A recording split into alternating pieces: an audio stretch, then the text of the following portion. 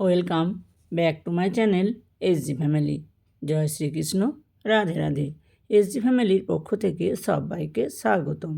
সবাইকে জানাই good morning, শুভ সকাল। তার সাথে সবাইকে জানাই অনেক অনেক শুভেচ্ছা, অনেক অনেক অভিনন্দন। তো চলে এলাম আজকে আবার একটি গল্প নিয়ে। গল্পটা শেষ পর্যন্ত দেখো, সুন্দর আকর্ষণ আছে। তো চলো। বিয়ের প্রথম রাতেই আমার ছেলের ঘর থেকে চিৎকার শোনা যায়, আর সকালবেলায় আমার বৌমা আমার ছেলেকে ডিভোর্স দিতে চায় আর বলে আপনার ছেলেকে ডাক্তার দেখান। আমি আমার ছেলেকে এই নিয়ে 3বার বিয়ে দিলাম এবং প্রতিবারই তার সাথে একই ঘটনা ঘটে চলেছে।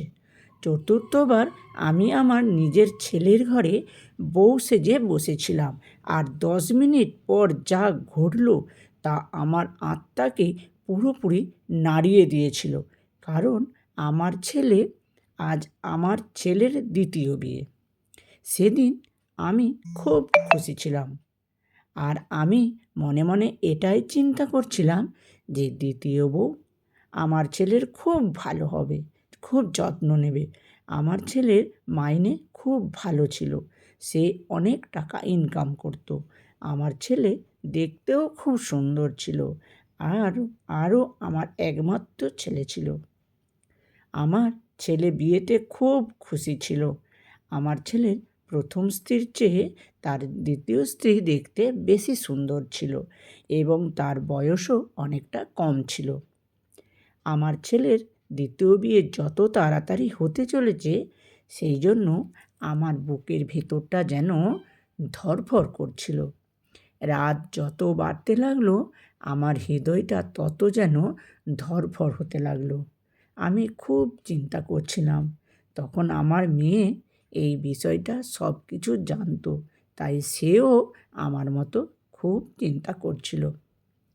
একটা সময় আমার মেয়ে আমাকে বলেই ফেললো, মা, আজ এই ঘটনা যদি আবারও ঘটে তবে কী হবে? আমি তখন মেয়ের উপর রেগে গেলাম আর বললাম, ভালো কিছু বল, বাড়ি ভর্তি লোকজন। তবে আমার ছেলের প্রথমবার বিয়ের সময় আত্মীয় স্বজনদের সেরকম একটা নেমন্তন্ন করিনি, তাই জন্য তারা সেরকম একটা কিছু জানতো না। তারপর আমি আমার বৌদিকে বললাম, বৌমার তো সারাদিন অনেক ধকল হয়েছে, ওকে বরং আজকে ছেলের ঘরে না পাঠানোই ভালো। কথাটা শুনে বৌদি বলল, তোমার কি হয়েছে? তার সবেমাত্র বিয়ে হয়েছে আর তুমি তার রাস্তা খারাপ করতে চাও? আমি জানি বিয়ে করে সবাই খুব ক্লান্ত হয়ে যায়, কিন্তু তাদের এখন অল্প বয়স, কোনো ব্যাপার না। তারপর আমি বাধ্য হয়ে বৌমাকে ছেলের ঘরে নিয়ে গেলাম আর বৌমাকে বললাম, দেখো বৌমা, আমার ছেলেটা কিন্তু খুব ভালো। ও যদি তোমার সাথে কোনো খারাপ ব্যবহার করে তাহলে তুমি সকালে আমাকে বলবে, আমি তোমার সমস্যার সমাধান করার চেষ্টা করব। বৌমা কথাটা শুনে বলল, ঠিক আছে মা, আমি চেষ্টা করব আপনার ছেলে যেন আমার উপর রাগ না করে। তারপর আমি ছেলে বৌমার ঘর থেকে বেরিয়ে এলাম। সেদিন আমি সারা রাত ঘুমাতে পারিনি। বারবার চিন্তা হচ্ছিল আর মনে মনে ভাবছিলাম সকালটা খুব তাড়াতাড়ি যেন হয়ে যায়। আর ঠিক তার কিছুক্ষণ পরই একটা প্রচণ্ড চিৎকার শুনতে পাই এবং তারপরই আমি বুঝতে পারি যে এখন কী ঘটতে চলেছে। তারপর বারবার চিৎকার শোনা যাচ্ছিল। তারপর হঠাৎ আমার ছেলের ঘরের দরজাটা খোলার শব্দ পেলাম, আর বাইরে বেরিয়ে দেখলাম আমার বৌমা পাগলের মতো চিৎকার করে বাইরের দিকে বেরিয়ে গেল। তখন সবাই তার কাছে জানতে চাইল কী হয়েছে, আর ঠিক তখনই আমার বৌমা অজ্ঞান হয়ে গেল। অনেকক্ষণ হয়ে যাওয়ার পরও বৌমার যখন জ্ঞান ফিরল না, তখন সবাই আমার দিকে অদ্ভুতভাবে তাকিয়েছিল। তারপর আমি আমার ছেলের ঘরে গেলাম আর কাছে জানতে চাইলাম কি হয়েছে, কিন্তু সেখানে গিয়ে দেখি আমার ছেলে নেই, তার ফোনটাও অফ রয়েছে। ঘরের অবস্থা একেবারেই স্বাভাবিক ছিল, কিন্তু কিছু ভেঙেও যায়নি। ঘরের অবস্থা দেখে মনে হচ্ছিল না যে সে তার স্ত্রীর ওপর হাত তুলেছে। তারপর আমি বাইরে বেরিয়ে এলাম আর আমার বৌমার জ্ঞান ফিরল। তারপর জ্ঞান ফিরতেই বৌমা আমার বাড়িতে থাকার জন্য একটুও রাজি হলো না। সে বলল, এক্ষুনি আমি আমার বাপের বাড়ি চলে যাব। আমি আপনার ছেলের সাথে এক মুহূর্ত সংসার আর করব না। তখন আমি পুরো চুপ, কারণ আমার প্রথম বৌমা ঠিক এভাবেই বাড়ি থেকে চলে গিয়েছিল। দ্বিতীয় বৌমা বাড়ি ছেড়ে চলে গেল। আমার ছেলে বাড়ি ফিরতেই আমি যখন তাকে জিজ্ঞেস করলাম কি হয়েছে, সে কিছুই বলল না, পুরো চুপ করে থাকলো। তারপর আমি কিছুই বুঝে উঠতে পারছিলাম না যে কি এমন ঘটনা ঘটত আমার ছেলের বিয়ের রাতে, যার জন্য আমার প্রত্যেকটা বৌমার আমার ছেলেকে ছেড়ে চলে যাচ্ছে।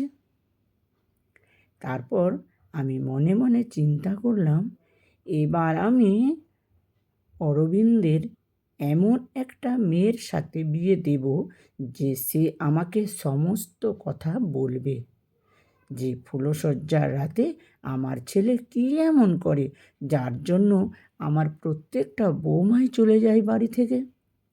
তারপর তৃতীয়বারের মতো আমি আবার আমার ছেলের বিয়ে দিলাম, কিন্তু দুঃখের কথা কি বলবো, সেবারও রাতের বেলায় আমার ওই বৌমা চিৎকার করে বাইরে বেরিয়ে এলো এবং পাগলের মতো চিৎকার করতে লাগলো।